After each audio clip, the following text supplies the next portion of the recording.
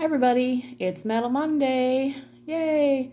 And it's Satanic September, so we're going to be talking about Deals with the Devil and We Sold Our Souls by Grady Hendrix, which, coincidental timing, but the climax of the book takes place on the Labor Day weekend of 2019, and the epilogue 3 years later, which would be this weekend, right? So Metal Monday, and this book was so much fun. I'm going to give it 4.5 out of 5 stars. Really enjoyed it. It's been kicking around on my Kindle for some time now. I don't remember when I bought it, to be honest. I think it was at least a couple years ago. But I decided, I was looking through for metal-based horror stories and also, sort of deals with the devil kind of stories. So I decided to give this one a try. And also, now I don't know if I mentioned this, but sometimes, I have trouble concentrating. And sometimes, not always, but sometimes when I have the audiobook going, I can kind of follow along with the book. And it kind of helps me concentrate a little bit better. So if you like audiobooks, and I am not sponsored in any way, I'm just a fan. I really, I've been checking out Chirp Books, and they have some awesome deals on audiobooks. There's no membership. It's not like Audible where you have to pay a monthly fee.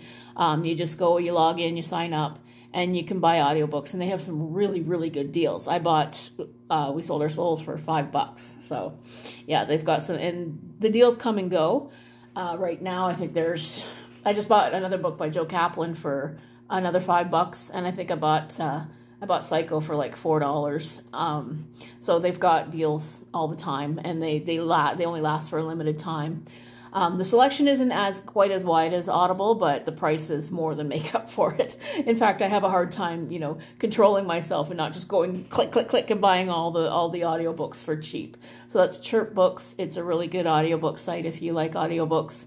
I think the only thing that is a problem, I don't know if you can download them. I think you can download them with an app on a phone, but you can't on a computer or something. Like there's a thing, whatever, but you can listen to them online. So that's my little plug for something that I am not at all sponsored in any way for. I just really enjoyed using the service. And I thought, if you like audiobooks, you might want to go check it out too. So I got the audiobook for $5, and the audiobook reader was fantastic. She sounds like a woman of a certain age. She has that kind of gray, slick, raspy kind of quality to her voice. So the story, We Sold Our Souls, which obviously is about a rock band and a deal with the devil. I mean, the title's right there, and it's named for a Black Sabbath album, and all of the chapters are names of albums, most of the metal albums, except for the Dolly Parton chapter, which was so much fun. So, spoiler alert, I'm going to talk about the whole plot, because why not, because this is my channel, right? So, the story centers around Chris Pulaski. She was a metal guitarist, a rhythm guitarist for a band called Dirtwork. And their kind of years of operation were between 1987 to 1998. And it's now 2019, and she is working a soul-sucking, pink-collar customer service night job. And she's 47, like me. And when we meet her, she's just having a really bad night at work. And she's thinking kind of back to her glory days when, when there was so much more potential. And she goes home, and on the drive home, she sees this billboard for this band Coffin's final shows. And she kind of panics. She's like, oh no, because if Terry, her former bandmate, is allowed to play these shows, she knows something really, really bad is going to happen. And something really bad happened that broke up the band. So within the first few pages, we've already got a mystery. We've already got, what happened to Dirtwork? Why didn't her dreams come true? And she's a really compelling character. I mean, especially as a woman of a certain age who used to have certain aspirations.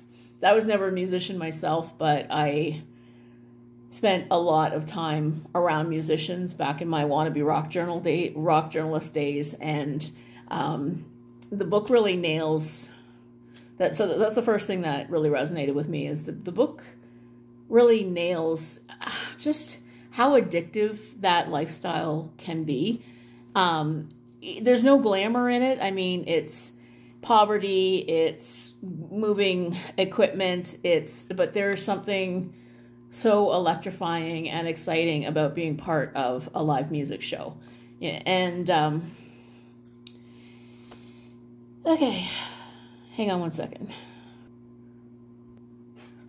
Sorry. So somewhere in there, her brother informs her that he sold the house. She's been living there since her mother passed away, and so now she's evicted. Something else rather close to my heart. I'm not evicted yet, but we're getting there.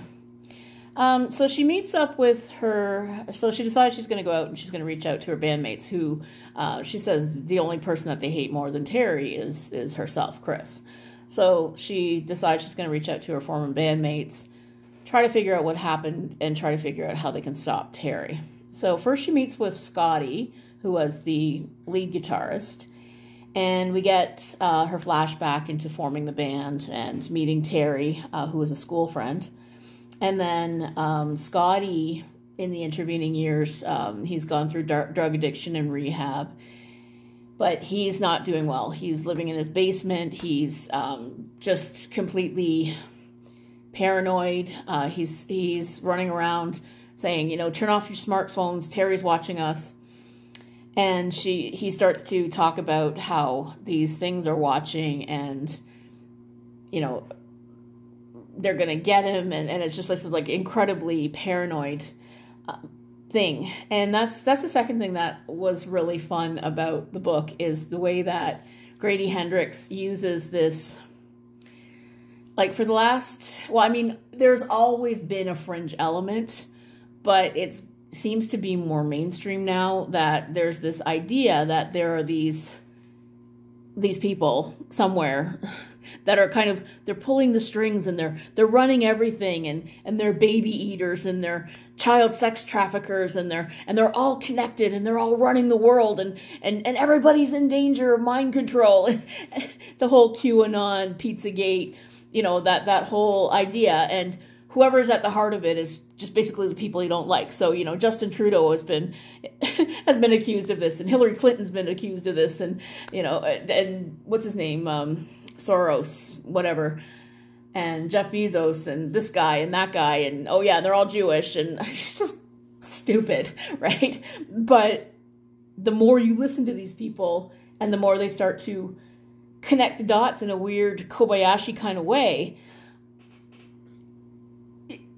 if you fall into that trap, it starts to make a certain amount of sense, because yes, there are rich, powerful people who own a very small portion of things, but have a tremendous amount of influence on politics, on big business, on this and that. And then when you put in, you know, the baby eating adrenal gland kind of thing, it is very easy to kind of sit in your room and start listening to all these things and just get really freaked out, right? And Grady Hendrix has a lot of fun creating this sort of world that sits next to ours. And so we find out that before the band broke up, they recorded an album called Troglodyte, and all of the lyrics and the, you know, and the music and everything was the key to fighting this thing that's happening, that's coming to get them. So after they talk, and Chris tries to convince Scotty that, you know, we have to do something about Terry, but the world can't be that bad. And he says to her, you know, you can be crazy, but still be right. And that's one of the sort of, what's the word I'm looking for? That's one of the things that the story sort of hinges on, that this idea that, no, this stuff is real, and it's only the crazy people that nobody listened to that understand what's going on, right? So then Scotty unfortunately becomes sort of a sacrificial lamb. He kills himself, and then Chris hides in the pantry, and she just barely escapes while some agents who are dressed as UPS, they're dressed as UPS workers, and they kill Scotty's entire family. So Chris has to go on the run because she can't go home, and everybody's looking for her, and they're claiming that she's the one that, that killed Scotty's family. So she's, of course, I mean, the stakes keep piling up and piling up. And so she goes to find their bass player, Tuck, and he takes her to what they called the witch house, which was their former practice space. And we get a flashback to what actually happened when the band broke up. And it turns out that, she got in a drunken accident, and Bill, their drummer, was put in a wheelchair, and now he is running this expensive posh resort that caters to rich drug addicts. And so they end up capturing her and putting her under, and it's really, again, it's really clever the way that Grady Hendrix weaves the past and the present together, and the way that the music sort of just informs everything, because part of the problem is that it's the late 90s, and that awful nu metal crap is what's popular, and that's what Terry wants to do. And he ends up selling their souls. Now, that can't be a spoiler, because, I mean, that's literally the title of the book. We sold our souls. But it wasn't... Technically, to be accurate, it should be he sold our souls. And Chris refused to go along with it, because success is one thing, but selling out is something different, right? And it absolutely skewers nu metal. It's really funny, because nu metal sucks. I don't care who you are. Nu metal is just stupid. It always was. It always will be. And I'm not even, I mean, I liked metal when I was a kid, but I haven't listened to it in decades, right? But yeah, nu metal sucks. Anyway, so turns out that Terry sold their souls, and he wants to start a new band called Coffin. And Chris sees some really nasty stuff and pulls the guys out of there, but she's been drinking, and she ends up, they end up getting in a car accident. And the nasty stuff, well, I'll let you read that, because it's it's super creepy. So she manages to escape the rehab center that she gets locked in. And by this time, a couple months have passed, and she's missed Terry's performances. And she's really scared, because she knows something, Terry's got to be planning something bad, because this guy just has too much power over her, over the people in her life, and who knows what else is going on. So she goes and she finds their original drummer, this guy named JD, and he helps her, so he agrees to take her to Vegas. But there's roadblocks set up everywhere, so they start driving all over the place. And he starts, and JD has also been this, like, wicked, paranoid, obsessed with all these weird conspiracy theories. He literally has a tinfoil hat, but it's not tinfoil, it's lead. You must be careful, because tinfoil is, what you wrap your barbecue in. So JD also becomes kind of a sacrifice, and then she ends up getting a ride to Vegas. And there's a subplot with this woman named Miranda, and Coffin was her favorite band, and she picks up Chris, doesn't know who she is, and they end up getting to Vegas. And then there's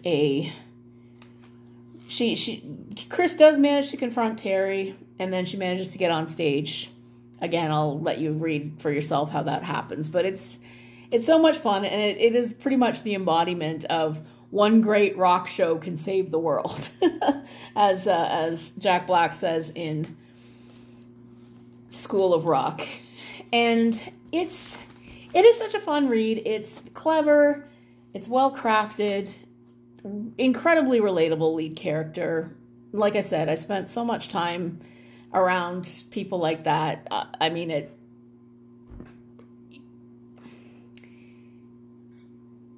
it also really nails what the feeling of just being working class is, and knowing that your dreams are never really going to come true, but you still have to keep going anyway.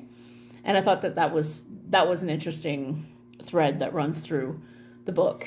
And again, the idea that there is something more to metal than just whining about your parents or trying to make money or whatever, or your bad romance. And the only reason I knocked off half a star was that the end does fall apart a little bit. It's not quite as cohesive as the rest of the narrative. The rest of the narrative is really well paced, but the end kind of falls apart. And there are things that are a little bit derivative. I mean, the idea of a rock band selling their soul to Satan for the sake of success. Well, that's a really, really common trope. I mean, it's its own trope, right? And there have just been so many stories about bands that sell their soul to the devil. This was a little bit more broad and it created. He does more world building, and he does so just within the context of a realistic setting, and I appreciated that. And the other reason, somebody traveling to Vegas to meet the devil and prevent the world from falling apart. The Stand. That part felt a little bit derivative. I don't know why Vegas, other than the obvious setting. But other than that, so much fun. 4.5 out of 5 stars. It's Metal Monday. Go read, if I didn't spoil too much of it for you. I didn't spoil the ending, so. But We Sold Our Souls by Grady Hendrix. Really fun read, especially if you've ever spent any time, trying to be a musician, working around musicians, and you just like the lifestyle, and your life maybe didn't turn out what you thought it was going to. So I hope you're reading lots of horror. It's Satanic September. It's Metal Monday. Have a great day.